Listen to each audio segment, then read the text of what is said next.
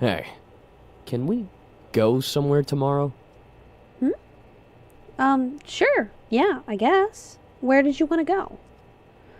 Thoughts of him going to the black market crossed my mind, making me slightly worried as to where he wanted to go.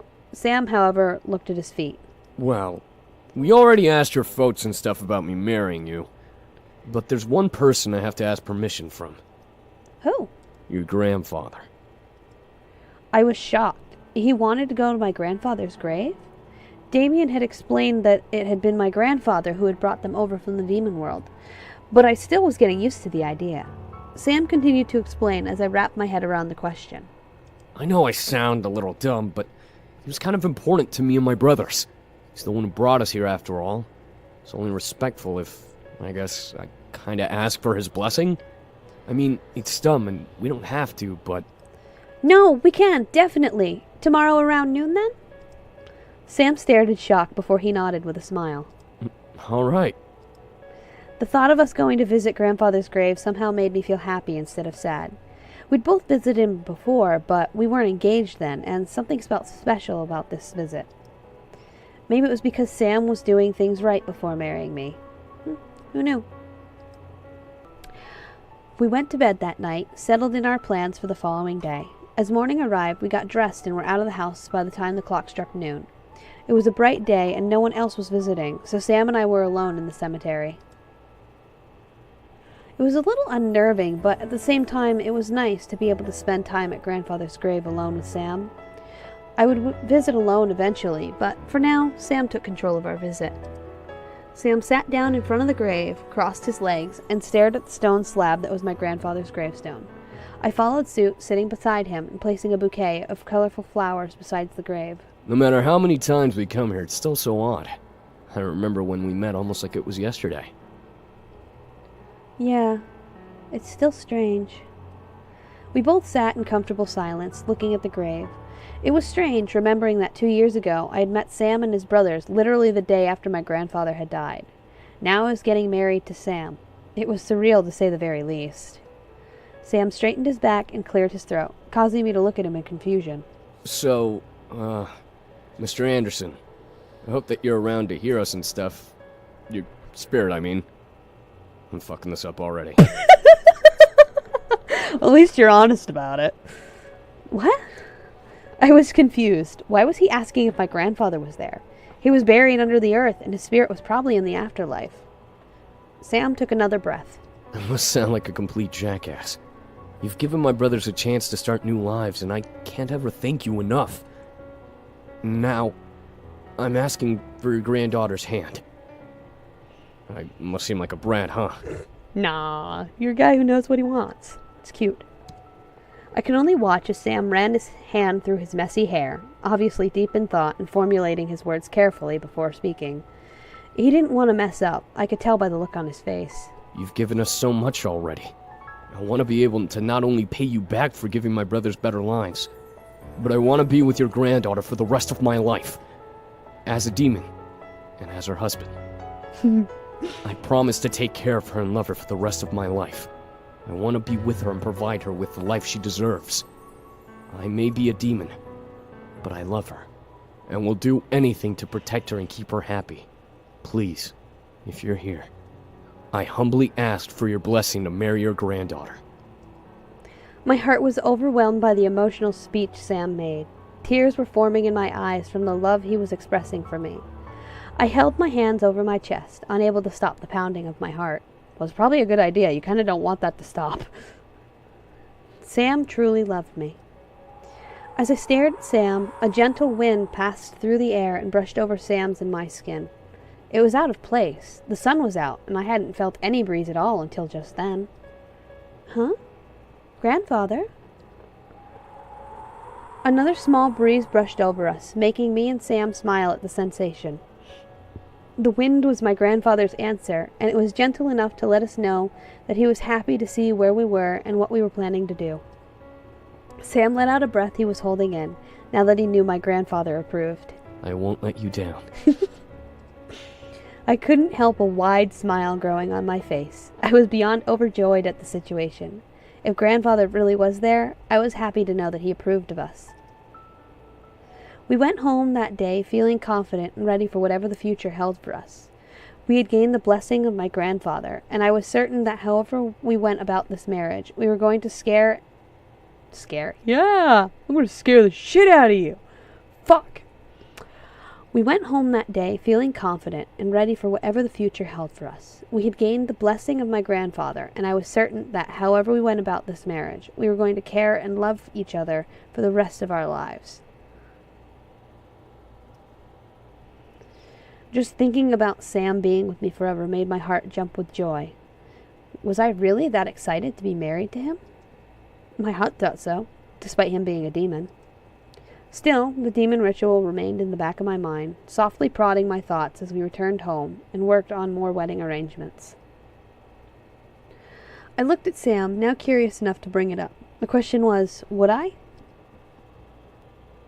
Yes, I'll do it this way. It was bothering me. I wanted to know what was on Sam's mind, and I needed to hear his thoughts about it.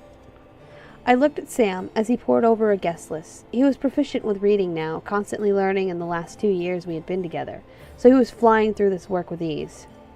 Still, I needed to break the silence. Sam, can I ask you something?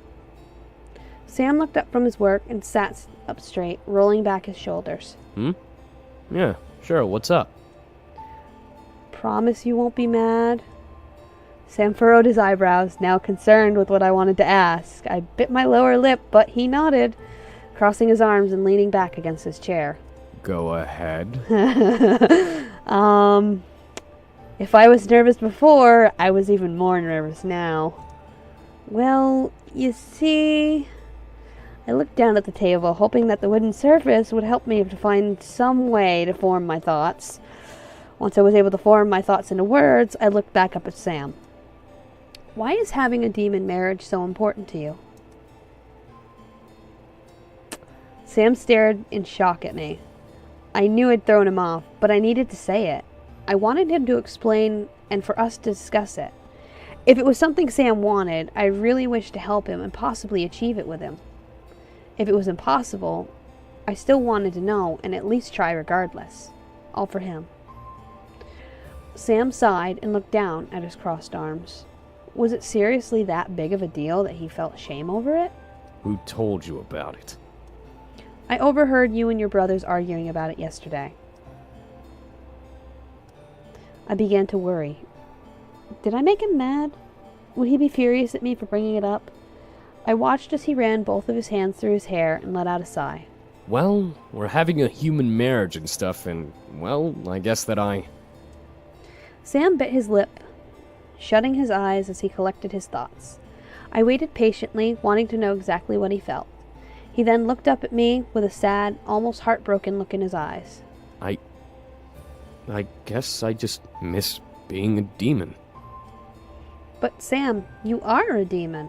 That's not what I meant. I mean, yeah, I'm a demon, but am I really at this point? I work for a human police force. I live in the human world. I barely ever use my power, so it's like I'm not even a demon anymore. Sam looked down at his lap and closed his eyes, slumping his shoulders in almost pathetic guilt. So I wanted to eventually ask you when the time was right to marry you demon style. Basically, I'd bind my soul to yours, and yours to mine. That way, I'll always know when you're okay, and you'd be able to tell if I was too. But what about preparing the spell? Surely you have to arrange it somehow with spell components and whatever.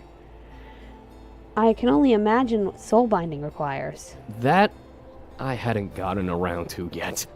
I didn't want to do anything until I knew I could do it, but lately, I've found out that it's impossible. I couldn't help but feeling my lips droop down into a frown. Sam seemed really bummed about not being able to pull off the ritual. It was a big deal, or so Sam emotionally suggested. Sam ruffled his own hair with his fingers, slightly growling under his breath. Despite not looking at me, I could tell he was angry with the situation. The one chance I have to feel like how I really am, and I can't even do it. I'm sorry. I felt terrible for bringing it up. Sam, however, shook his head and looked to me. Look, don't worry about it and forget you ever heard anything, okay? We'll get married like normal, and we'll spend the rest of our lives together. We don't need a spell for that. I knew Sam was just trying to avoid talking about it further, so I nodded and agreed. Okay, Sam. Sam nodded before going back to work, as did I. Alright, I'm going to save after this part too.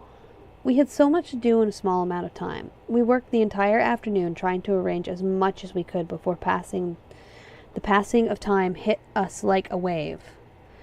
Dinner was extremely easy, but our focus was solely on the work at hand. The more work we could accomplish, the less stress we'd have to worry about later. Looking at Sam, I could tell he was exhausted. He had his head in his hands, trying to stay awake as he read over his notes and paperwork, I'm sure for the 5th or 6th time. I was fairly certain he was tired of reading. He always worked so hard and never failed to try and make everything we did the best moment of our lives. He deserved so much, and yet he fell in love with me, a simple human. I had no way to repay him except for loving him back and giving him everything I could. Though, there was one thing. My mind traveled to a small bachelorette gift Suzu and Naomi had sent me when they first heard the news. It was lingerie to be used during our honeymoon, so it was simply sitting folded up neatly in a box under the bed.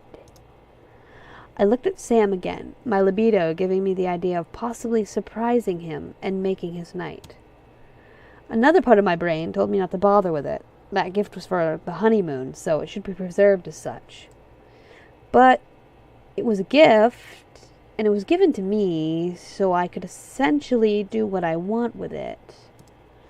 My libido fought with my logic over the subject, as I slightly fawned at the idea of making hot love to Sam, or saving the rough night for the honeymoon.